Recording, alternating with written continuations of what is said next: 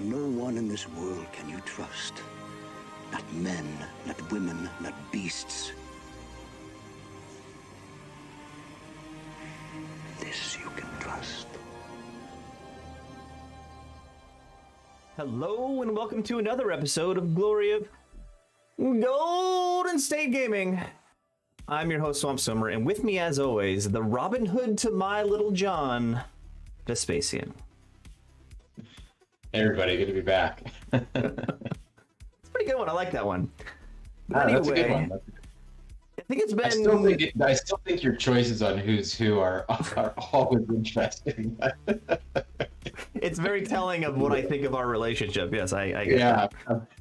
Apparently. But hey, it's been about 2-3 weeks since ETC ended. And the big question is, what the hell happened at ETC 2022? Evidently, there was some major drama about accusations of cheating, sharing of photos, and strategery out of the bounds of the regular mandatory 3-minute breaks in the game. Or timeouts, they were called timeouts. What do you think of what happened? And we did not go, so we have very limited information. We're just getting this very much hearsay. But what do you think happened, and what do you think about ETC next year?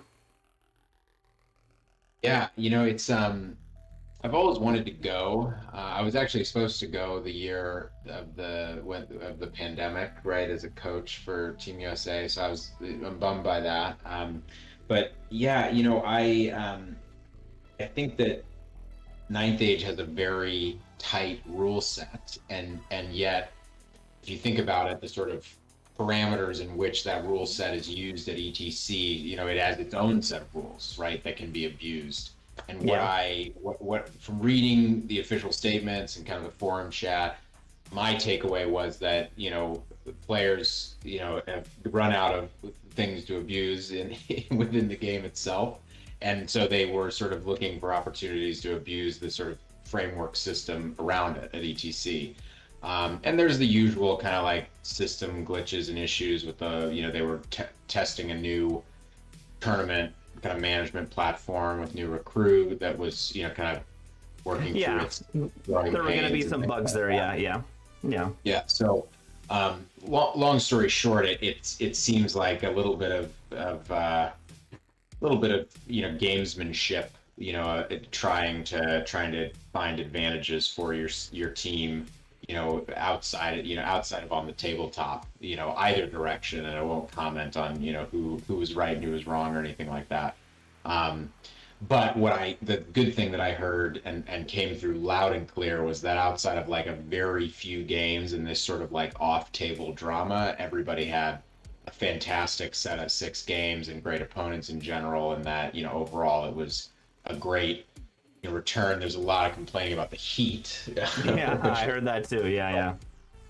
But other than that, it sounded like a great time, and I'm hopeful that I can. So there's my side Nelly checking in, and I'm hopeful that I'll get an opportunity to go, either with Team USA or with another team this year. Really, it's on my bucket list. I'd really love to go to ETC, I guess. So. Yeah, I agree with you. Just to clarify to anyone viewing who hasn't heard anything, basically the top team that won on points was disqualified for, correct me if I'm wrong, but they were disqualified for communicating too much between teammates during games, and they took penalties. They weren't disqualified. They took penalties that basically that bumped them down. Okay. A second. Yeah. Again, I don't know the details, but I'm just getting this very much hearsay. So that's what happened. But I agree with you. ETC is probably a bucket list thing for me. Like, it's the concept of going and representing your country, playing probably a bunch of players you've never even seen or have played from a bunch of other countries, is such and physically traveling internationally for Warhammer, not for Warhammer, for Ninth Age, excuse me, is, that's a bucket list thing. I think that's awesome. I'm super stoked about that idea. But then you hear these kind of horror stories about individuals taking you know, the game maybe a little too hard, little too intensely.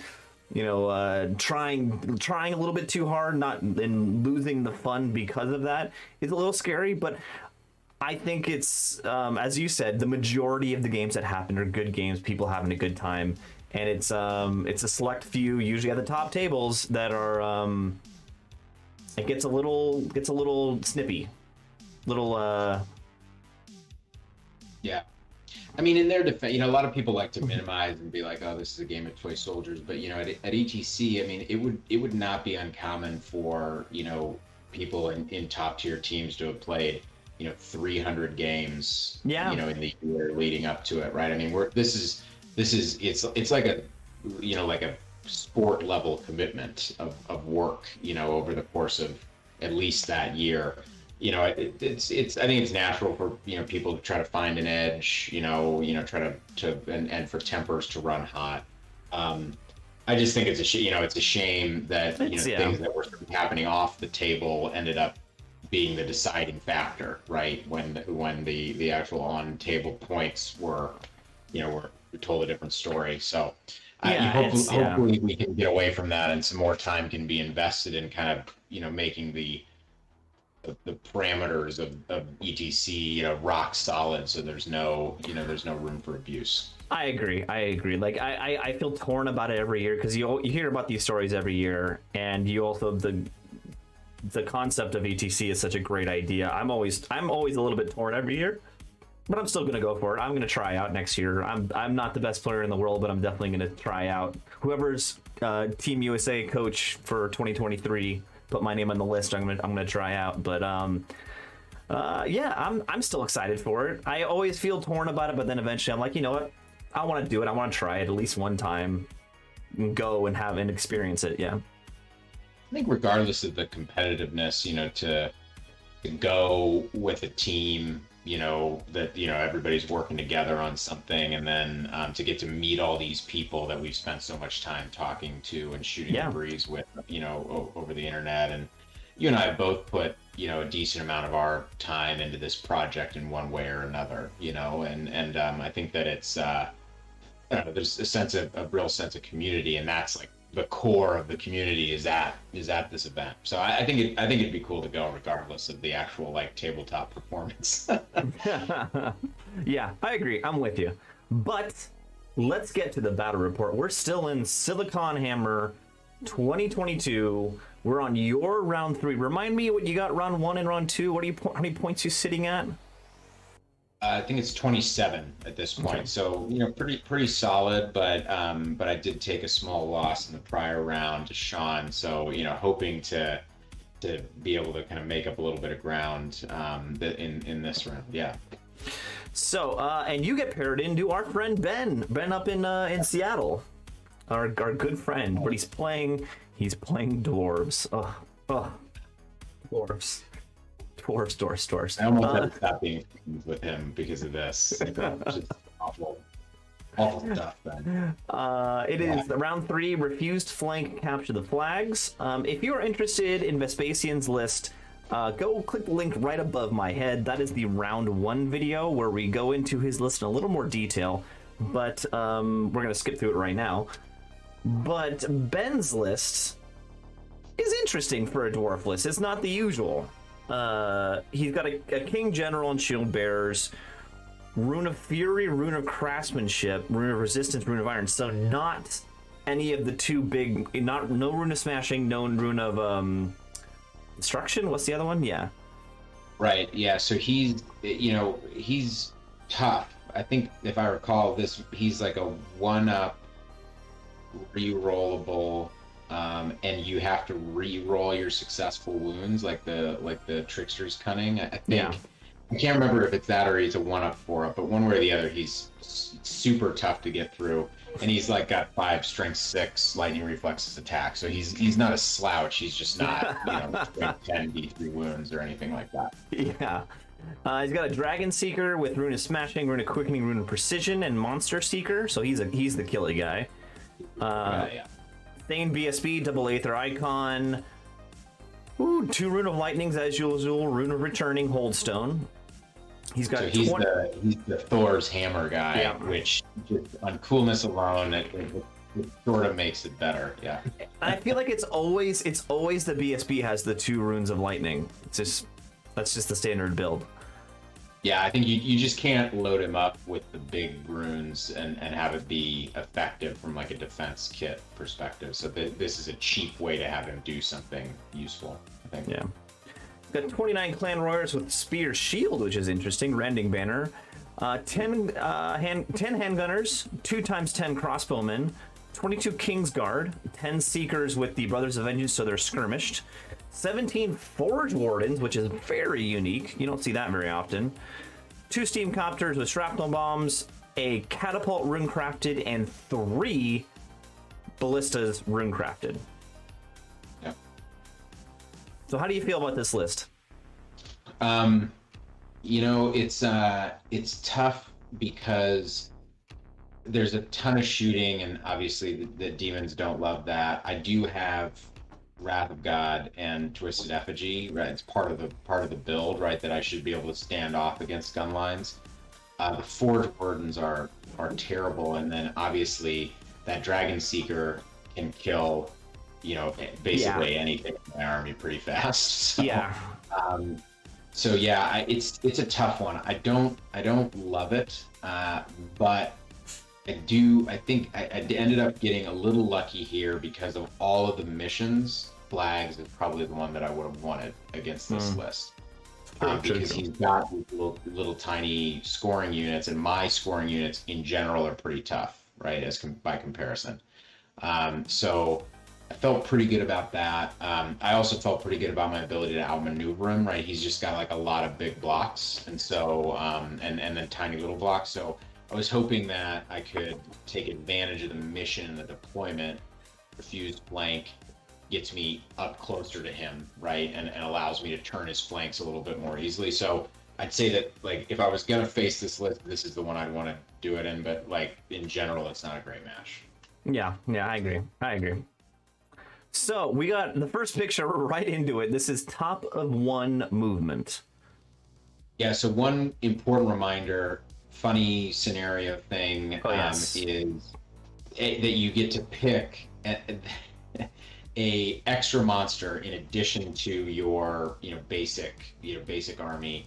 But the monsters were funny. They were like, Larry they were with like herpes, and like there was like the steam tank and the sort of like the stupid Feldrak or whatever. Like they were all silly, and they took the basic entry and then introduced something that made it much worse, right? And so it was kind of funny. I think there was a little bit of discussion about how the steam tank sort of seemed like the obvious pick because, I think that maybe it's like its cannon was worse, but like at the end of the day, it's still a steam tank, right? Or I can't remember exactly what the deficiency was, but so I took the steam tank. Ben, with the bull up at the upper right, took the Feldrak. There you go. And so I guess left to right, I dropped to go first, and I had farthest left is your beer here.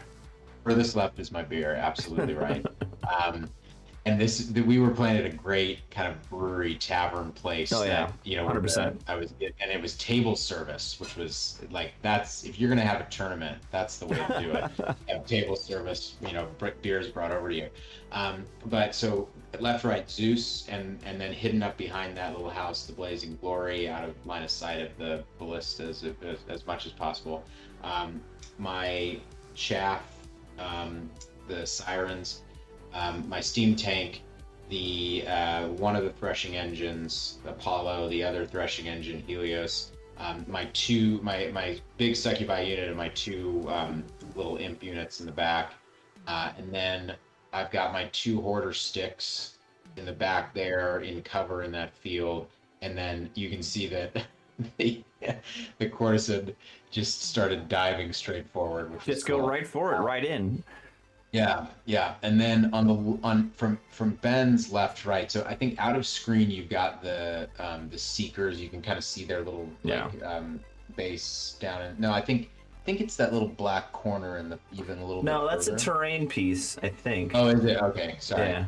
So then the Seekers there, you've got the Kingsguard behind them.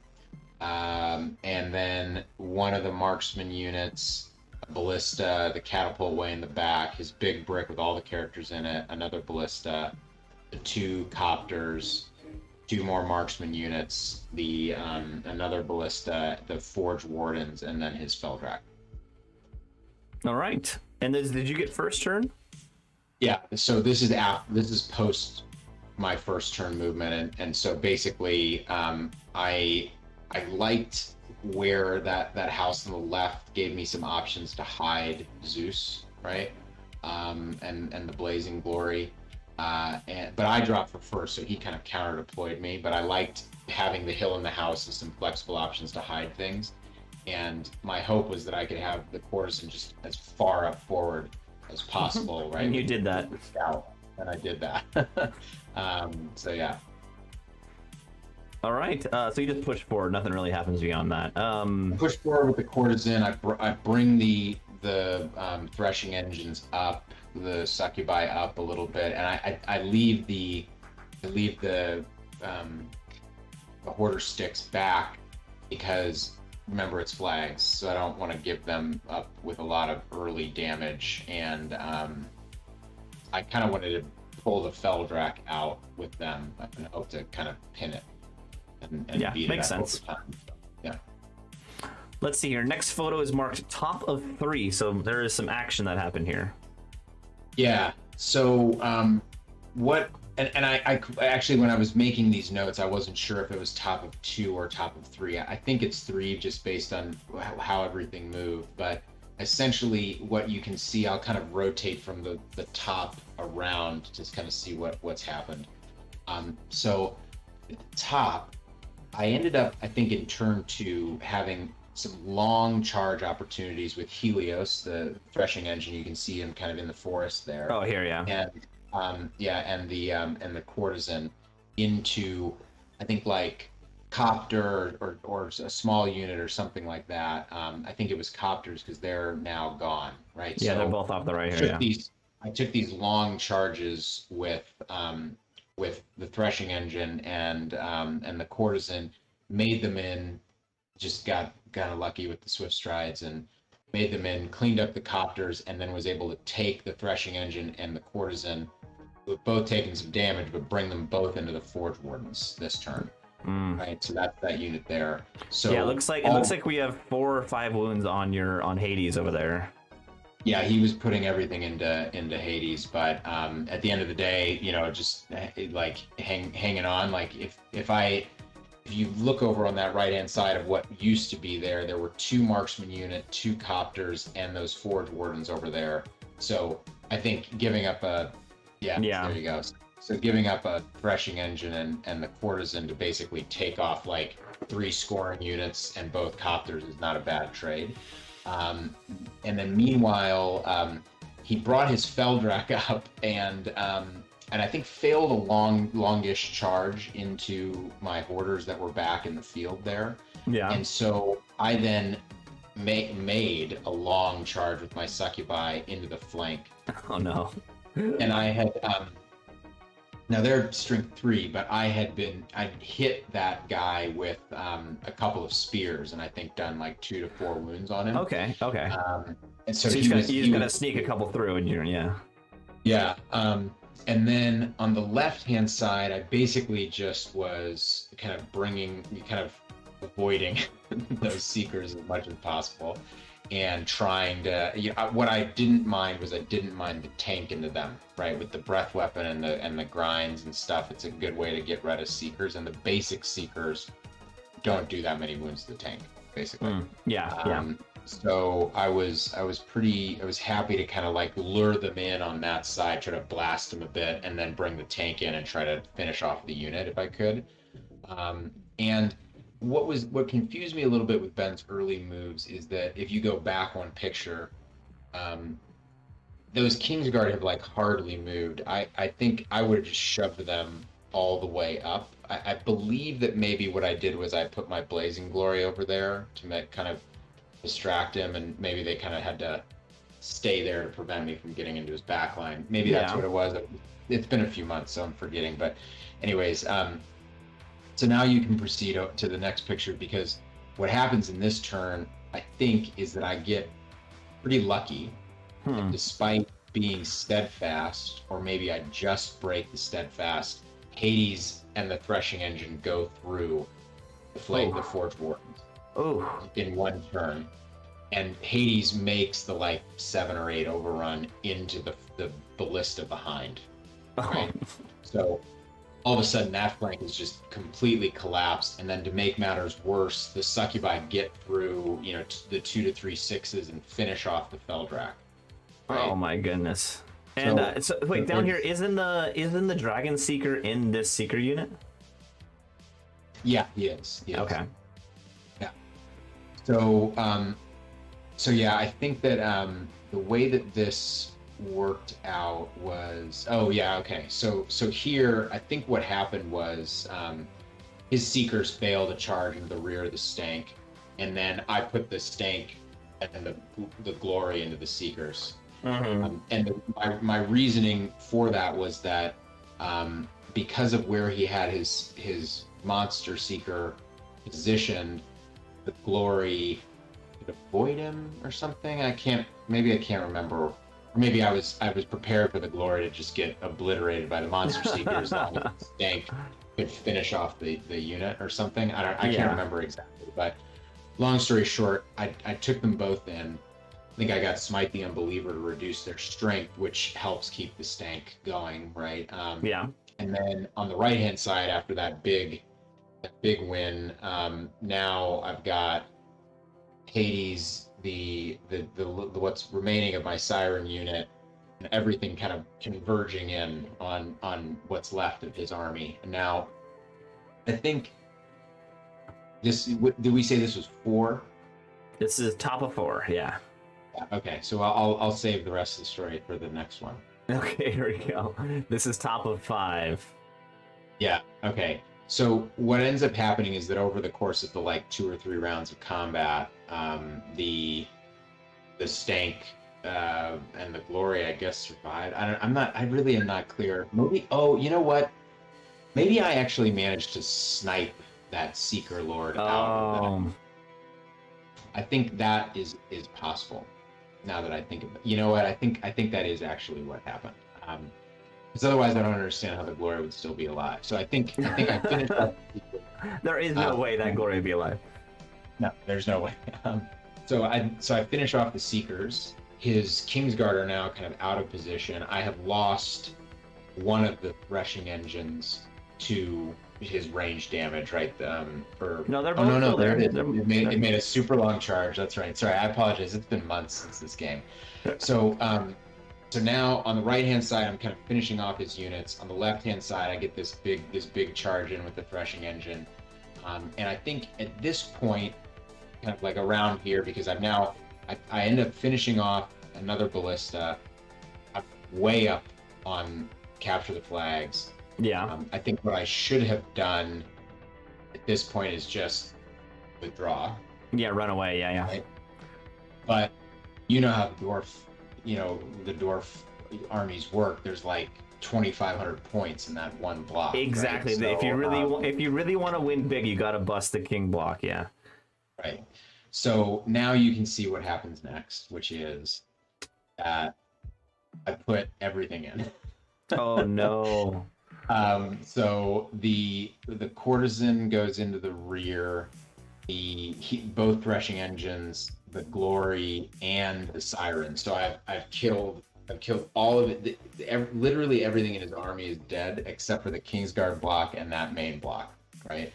And so I put everything in, and I do actually like quite a lot of damage. But what ends up happening in over the course of turn 6 is that he does sneak that last wound through on the court, finishes Hades off. He finishes off the Siren unit, which only had 2 left, so not terribly surprising. He finishes off the threshing engine that's in the front, which was pretty much dead. I just wanted the impact hits and the space. Yeah. And I think that he basically leaves me with just 1 threshing engine and and the Blazing Glory, and I don't manage to get the block or the characters.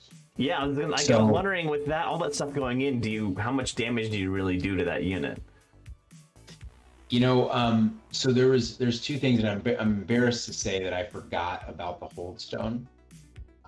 So when I was thinking about all of this, I was kind of running the math, and I think that's a lot of heat, right? That's 6 D3 impact hits, plus all the attacks, plus the stomps from the court, and the court was in the rear, so I was getting the super court, whatever the super area effect attacks were, and I want to say I killed like 20.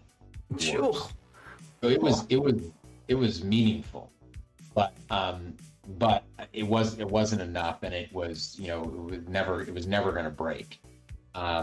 So I think that hindsight 2020, I would have just withdrawn, which would have saved me half points on the court, points, half points on the threshing engine, right? And so I think all of those things combined would have put me up in the like 13-7-ish range. But at the end of the day, I did go in, tried to go for the big 20, and ended up a 10-10. Ended up a 10-10. You went for glory, and the dwarves clutched it from you. That's an interesting battle. I mean, when we were at this turn here, I'm like, oh, there's no way you don't win, right? Yeah. And it was a mistake. I mean, Ben and I are good friends. We've talked about this match, and he was kind of like, oh man, like all the all the dice have been going your way the whole game, which I'll be honest was true. I got lots of charges, and it sounds like you made most of your long charges, and he didn't make any of his long charges. Yeah.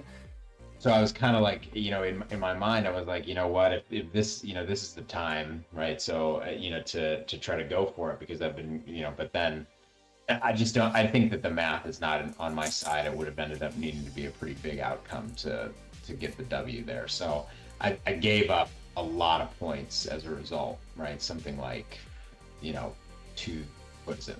It's close to 1,500, 1,600 points. It's a big swing. Yeah, I agree. Well, you're still doing all right. You're at like 36 points now after 3 games. That's not bad. 12-point average.